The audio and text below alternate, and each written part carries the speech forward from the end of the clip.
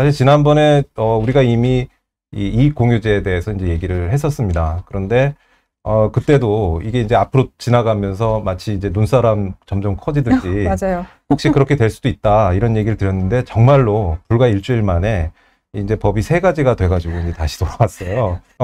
이번 정권 들어와서 이 예타 면제 사업이 어마어마하게 늘었어요. 그래서 우리가 이명박 정권 때 예타 면제 사업이 60조 원 정도 되다가 박근혜 정권 때 23조 원으로 좀 줄었는데 다시 문재인 정권 들어와서는 이번 신공항을 제외하고 지난 7월까지 이게 이제 동아일보에 나온 기사를 제가 인용한 건데 88조 원이 예타 면제 사업을 했습니다.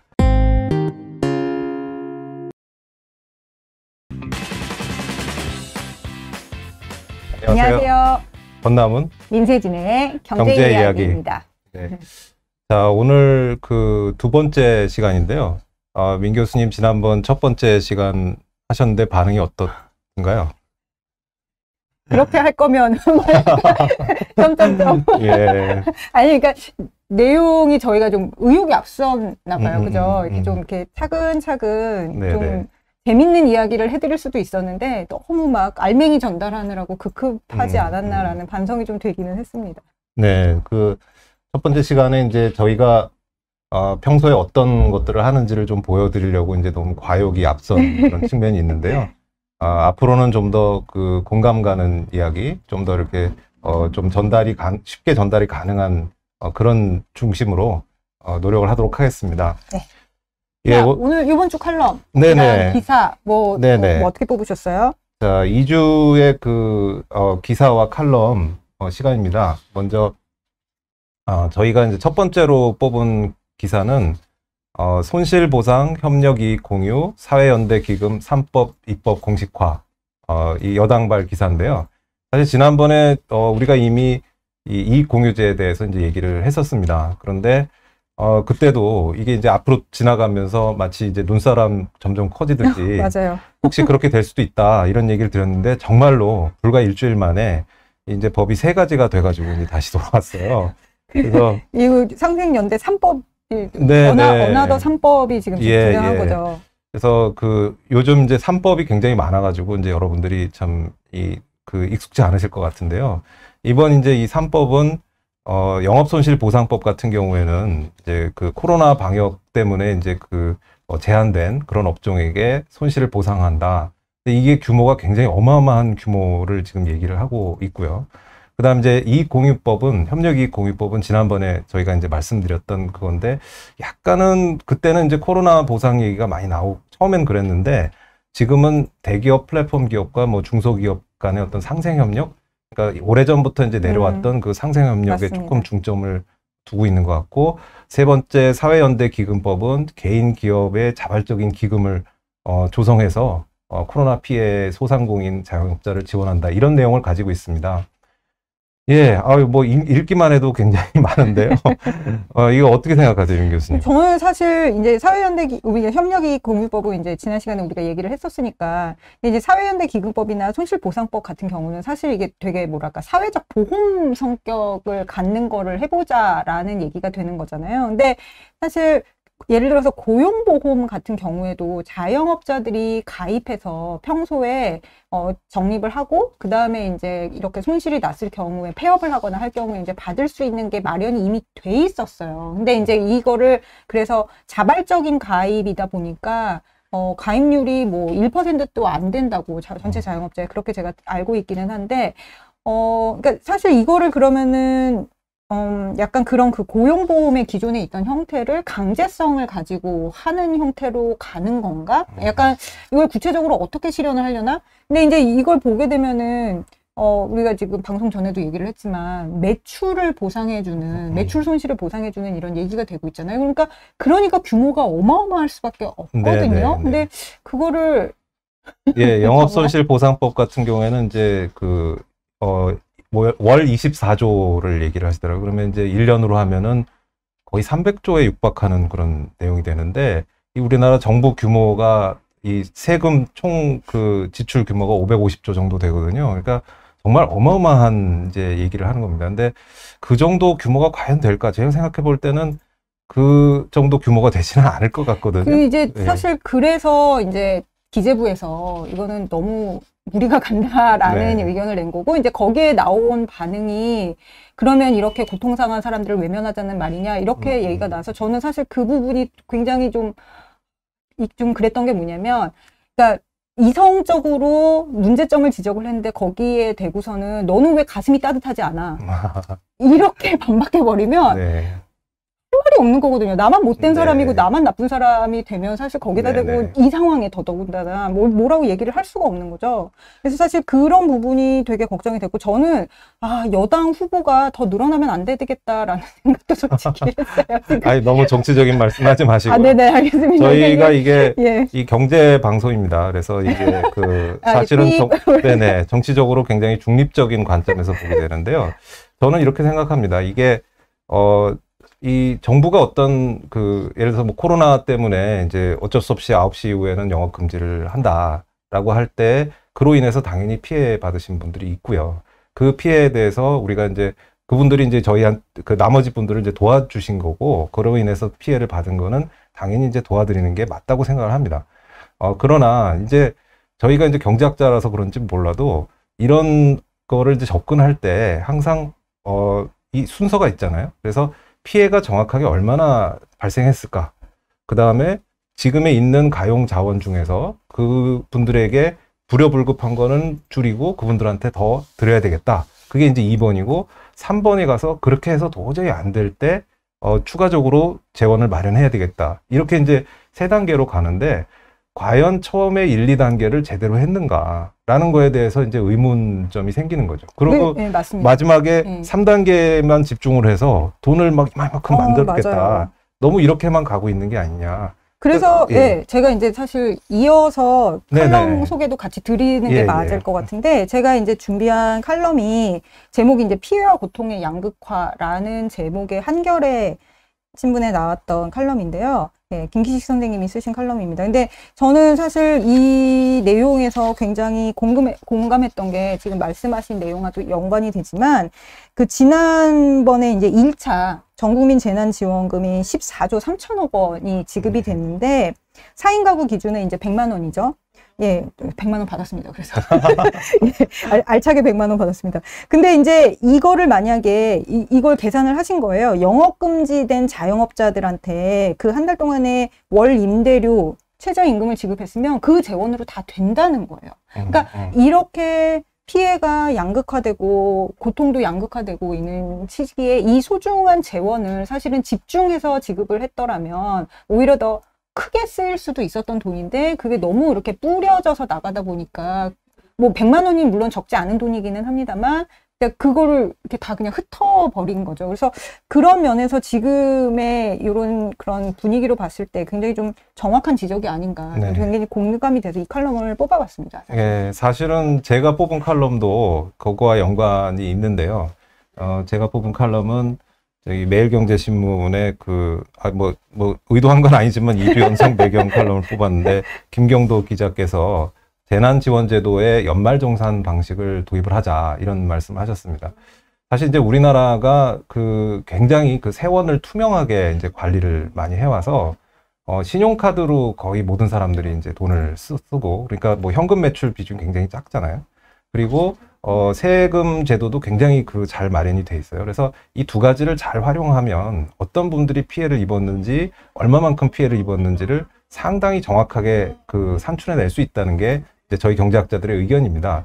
근데 이상하게도 이런 부분을 활용하는 부분을 그렇게 열심히 이렇게 추구한 것 같지가 않아요. 그래서 이분이 이제 말씀하신 거는, 우리가 이제 연말정산 어차피 다 하고 있는데, 이게 뭐 자영업자 하신 분들 뭐 이렇게 보면은 그 전해 코로나 문제가 없었던 해와 이번의 해를 잘 비교를 해보면 얼마나 피해를 받았는지를 잘 알 수 있고, 그거에 비례해서 지원을 하는 것이 합리적이다.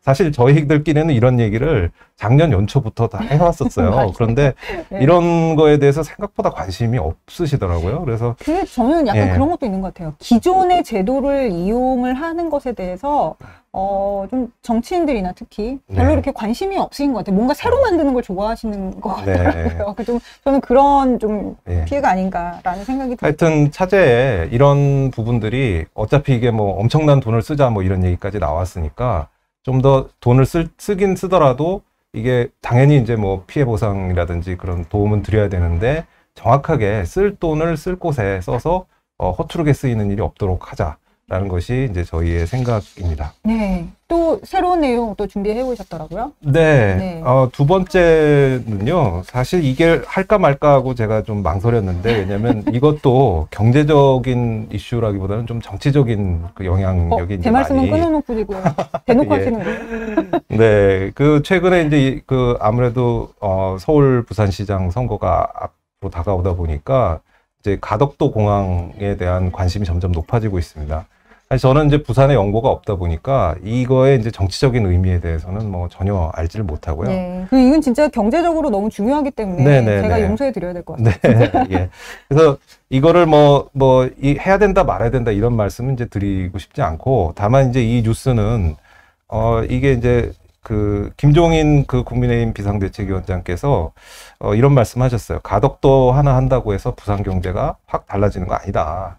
부산 경제를 살리는 거는 좋지만 뭐 가덕도가 모든 거의 해결책이라고 생각하는 거 아니다. 이렇게 얘기를 했더니 이낙연 대표께서 무슨 소리냐. 나는 공항 하나로 경제가 달라진다 믿는다. 이렇게 얘기하면서 파급 효과가 생산 유발 효과 88조 원, 부가가치 유발 효과 38조, 뭐 어마어마한 취업 유발 효과 53만 명 이렇게 이제 된다 이렇게 말씀하셨거든요.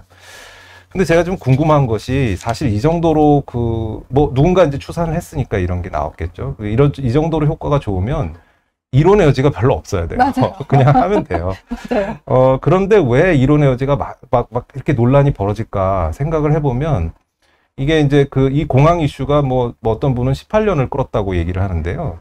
이 생각만큼 이게 정확하게 이게 비용 편익 계산이 이제 이루어지지 않았다는 거죠. 그래서 그 이유가 뭔가 해보면은 우리가 이제 예비 타당성 조사라는 예타라고 우리가 줄여서 얘기하는데 그런 제도가 있는데 모든 이런 공공 투자나 이런 부분에서는 일정 규모 이상을 넘어가면 이것의 비용과 편익을 계산하도록 돼 있습니다. 네, 법으로 되어 있죠. 예. 근데 특별한 경우에 이거를 면제를 시켜줘요. 근데 이제 아무래도 정치인들 입장에서는 이거를 면제받고 그냥 하는 게 좋겠죠. 편하게 가고 싶죠, 사실. 그래서 이제 과거 정권에서도 이 예타 면제 사업들이 좀 있었습니다. 이제 대표적으로 4대강 같은 게 비판을 많이 받는 4대강 같은 게 그런 건데요. 근데 요거를 보여드리면 이번 정권 들어와서 이 예타 면제 사업이 어마어마하게 늘었어요. 그래서 우리가 이명박 정권 때 예타 면제 사업이 60조 원 정도 되다가 박근혜 정권 때 23조 원으로 좀 줄었는데 다시 문재인 정권 들어와서는 이번 신공항을 제외하고 지난 7월까지 이게 이제 동아일보에 나온 기사를 제가 인용한 건데 88조 원이 예타 면제 사업을 했습니다. 네. 지금 예상으로는 정권 말까지 가면 110조가 될 거라고 이제 예상을 하고 어마어마한 있어요. 규모. 사실 네. 억이나 조나 일반 사람들한테는 별로 감이 없죠. 네. 근데 진짜 어마어마한 규모인데. 그런데 이제 이게 보통 이런 예타를 면제한다고 이제 얘기를 하면 우리가 공공재이기 때문에 이거는 뭐 비용 뭐 이런 걸 따질 게 아니고 무형의 어떤 그런 편익이나 이런 게 굉장히 많아서 이렇게 그냥 계산해서 따지기 어렵다. 이런 이제 얘기를 하는 경우들이 많은데요. 정말 그런가? 생각해보면 뭐 그런 사업들도 물론 있겠지만 공항 같은 경우에는 우리가 보통 때 얘기하는 이런 공공재, 이런 이 경제학자들이 얘기하는 공공재 범위에서는 벗어난다고 봐지거든요. 그래서 예. 충분히 어떤 민간의 기법으로 비용 편익이 계산이 가능한 이제 그런 거라고 볼 수 있겠습니다. 예, 그래서 마련했습니다. 5분 경제학. 네, 사실 저희가 이제 이게 시간은 없지만 이게 이런 일반적으로 사용되는 그런 개념 같은 거하고 저희가 이제 경제학에서 사용하는 개념이 약간 차이가 있을 경우에 또는 좀 그런 경우에 이제 설명을 드리고자 5분 경제학 코너를 이제 마련하자 이렇게 얘기를 했는데요. 예. 그래서 오늘 첫 번째 주제가 공공재인 거죠. 그래서 마침 이 공공재와 연결해서 경제학자들이 생각하는 공공재란 무엇인가라는 거에서 정말 간단하게만 설명드리겠습니다. 네. 사실 5분씩이나 쓰면은 저희 초대 손님 맞아요. 시간이 부족하기 빨리 때문에 넘어가시죠. 2분만 쓰겠습니다. 예. 자, 이 그림은 사실은 고등학교 경제교과서에도 진짜요? 나오는 경제교과서에도 접근이에요. 나와요? 예, 그래서 사실은 네. 고등학교에서 저는 경제를 예. 다 가르쳐야 된다라고 예. 강력하게 주장하는 입장입니다. 저는 이 경제학 원론 교과서 중에 제일 유명한 그 맨큐의 경제학에서 이 그림을 따왔는데요. 네. 저희가 이제 재화라는 거를 보통 상품을 4가지로 이제 구분을 합니다. 근데 그 기준이 이게 왼쪽에 있는 배제성이라는 거는 내가 뭘 소비를 하는데 내가 뭘 뭐 먹고 마시고 쓰고 하는데 나는 쓰고 남은 못하게 할 수 있느냐. 그게 이제 배제성이고요. 그게 안 되는 것들이 있죠. 예를 들어서 뭐 바다에 나가서 물고기를 잡는다라고 하면은 누구든지 배를 타고 나가서 물고기를 잡을 수 있는데 넌 나오지 마. 이렇게 하기가 힘들잖아요. 어부분들은 근데 이게 무슨 소리냐 하실 수는 있겠지만. 네네네. 물론 거기도 규제가 좀 있긴 네, 있습니다만 네. 어쨌든 기본적으로는 그렇거든요. 그렇죠. 그다음에 이제 또 경합성이 있어요. 한 사람이 쓰면 다른 사람은 못 쓰느냐. 예를 들어서 케이블 TV 같은 경우에 우리가 전파라는 거는 내가 TV를 본다고 해서 남이 TV를 또 본다고 비용이 더 들어가지는 않거든요. 그러니까 이게 경합성이 없습니다. 내가 아이스크림을 먹으면 다른 사람은 못 먹지만 전파는 뭐 나도 보고 남도 보고 다 할 수 있거든요. 그렇죠. 그래서 경쟁을 해서 양이 줄어드느냐 이런 속성이죠. 경합성은. 그래서 경제학에서 공공재라고 하면 이 배제성도 없고 경합성도 없는 재화만을 뜻합니다. 그렇죠. 2가지가 다 안 되면 민간 시장에서 이거를 공급하기가 너무 어려워요. 이게 그래서 시장 우리가 이제 교과서적으로는 뭐 국방 서비스, 그렇죠. 뭐 광범위한 치안 서비스, 뭐 많이 드는 예로 여기도 나와 있지만 맞습니다. 막히지 않는 무료 도로 조건이 붙죠. 막히지 그렇죠. 않는 무료 도로. 그러니까 세금 안 낸다고 해서 그 사람만 딱 떼가지고 국방을 그렇죠. 안 시켜주고 그러니까 보호를 안 하고 이럴 수는 없거든요. 이제 그러니까 이런 것들은 국가가 맡아서 해야 된다는 겁니다. 이거 정말로 국가가 맡아서 해야 되는 거는 공공재뿐이에요. 그 나머지의 것들은 국가가 할 수도 있고 안 할 수도 있고 민간의 차원에서 충분히 이게 공유자원 같은 경우 배제성이 없는 재화는 어차피 누가 와도 해결하기가 어려운 재화고요. 우리가 케이블 TV 같은 거는 뭐 우리가 다 돈 내고 쓰잖아요. 그러니까 그러니까 경합성이 우리가 그걸 클럽 재화라고 하는데 그런 재화들은 또 충분히 민간에서 공급이 가능하거든요. 그래서 이제 오늘의 포인트는 공항은 공항은 생각해 보시면 뭐 공항을 이용하는데 당연히 돈을 지불을 하죠. 그러니까 이게 배제성이 가능하고요. 그다음에 한 사람이 그러니까 공항이 혼잡해지면 다른 사람은 공항을 못 쓰거든요. 그러니까 경합성도 있어요. 그래서 공항이 우리나라에 딱 하나밖에 없다면 또 문제가 다르지만 여러 개의 공항이 있을 때는 충분히 사적 재화와 마찬가지의 기준으로 우리가 평가가 가능하다. 이 긴 얘기를 뭐 때문에 했느냐면 충분히 평가가 가능한 거를 평가가 가능하지 않은 것처럼 얘기해서는 안 되겠다. 곤란하다. 평가를 좀 해주시라. 객관적으로 그렇게 정리를 해보겠습니다. 네, 여기까지입니다. 그러면 여기까지 마치고요. 잠시 쉬었다가 그 2부에는 우리 서강대학교 김영철 교수님 모시고 말씀 듣도록 하겠습니다.